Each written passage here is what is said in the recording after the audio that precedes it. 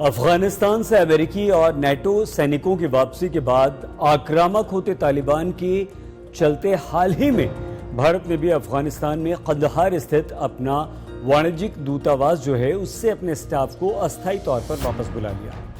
भारतीय विदेश मंत्रालय के सूत्र बताते हैं कि मज़ार शरीफ वाणिज्य दूतावास में भी भारतीय स्टाफ को बनाए रखना खतरनाक होता जा रहा है। ऐसे समय में जब तालिबान अफगानिस्तान में बहुत तेजी से अपने पैर पसार रहा है और भारत को अपने कर्मचारियों को वापस बुलाना पड़ रहा है, अफगानिस्तान में भारत के बहुत बड़े निवेश और बहुत सी परियोजनाओं पर तलवार लटक गई है। नमस्कार, आपके साथ मैं हूं सईद अंसारी और आप दुनिया तक के साथ हैं। आज हम आपको बताएंगे कि अफगानिस्तान में भारत का कितना बड़ा निवेश है और अफगानिस्तान में कौन कौन से प्रोजेक्ट्स के साथ भारत जुड़ा हुआ है। भारत और अफगानिस्तान के लंबे राजनीतिक और सांस्कृतिक संबंध रहे हैं और भारत लगातार अफगानिस्तान का सहयोग देता रहा है। 2001 से अब तक अफगानिस्तान में नागरिक मदद के लिए भारत $3 अरब का निवेश कर चुका है।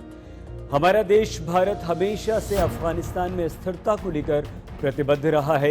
युद्ध से बर्बाद हो चुके अफगानिस्तान के चौतरफा विकास के लिए भारत करीब 400 सोशल इंफ्रास्ट्रक्चर प्रोजेक्ट्स पूरे कर चुका है और इसके अलावा 150 परियोजनाएं अभी भी चल रही हैं।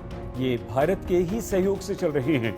एक समय पर भारत अफगानिस्तान के सभी 34 प्रांतों यानी कि प्रोविंसेस में अलग अलग परियोजनाओं पर काम कर रहा था। इनमें शिक्षा, स्वास्थ्य, इंफ्रास्ट्रक्चर, प्रशासकीय क्षमता, बाढ़ नियंत्रण, सिंचाई, कृषि और खेल से जुड़ी परियोजनाएं शामिल थी। अमेरिका यानी कि यूएस में भारतीय राजदूत हर्षवर्धन श्रृंगला ने एक कार्यक्रम के दौरान ये कहा था कि अफगानिस्तान के पुनर्निर्माण और विकास के लिए भारत ने 2001 से सक्रिय भूमिका निभाई है।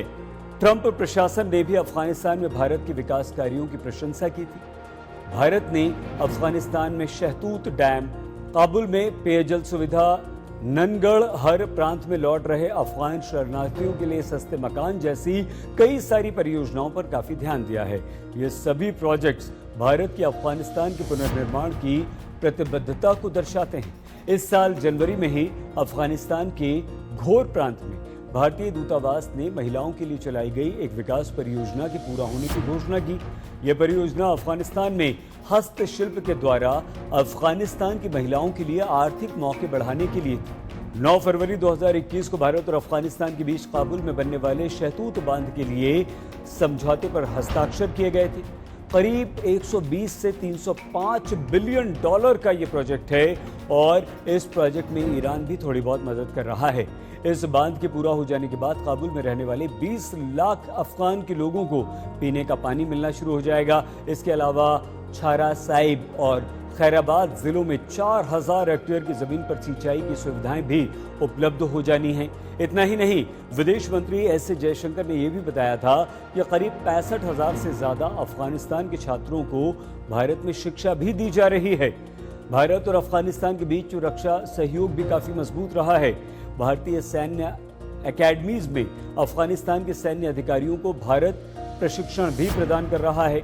2014 में भारत ने अफगानिस्तान और रूस के साथ एक समझौते पर हस्ताक्षर किए। इस समझौते के अनुसार रूस को अफगानिस्तान को आवश्यक सभी सैन्य उपकरण देने थे और भारत को इसका भुगतान करना था। उधर अफगानिस्तान में कई खनिज जैसे सोना, लोहा, तांबा वगैरह प्रमुखता से पाए जाते हैं। भारतीय कंपनियों ने इनके खनन के लिए निवेश भी अफगानिस्तान में किया है। भारत ने अफगानिस्तान में 100 से अधिक कंपनियों में निवेश किया है, जिनमें कृषि, संचार, सूचना प्रौद्योगिकी जैसे कई सारे क्षेत्र शामिल हैं। लेकिन ऐसे में जब अफगानिस्तान के कई इलाकों पर तालिबान के लगातार कब्जे से सुरक्षा की स्थिति बहुत तेजी से बिगड़ती जा रही है, तब भारत की ये सभी विकास परियोजनाएं खटाई में पड़ती हुई हमें दिखाई दे रही हैं।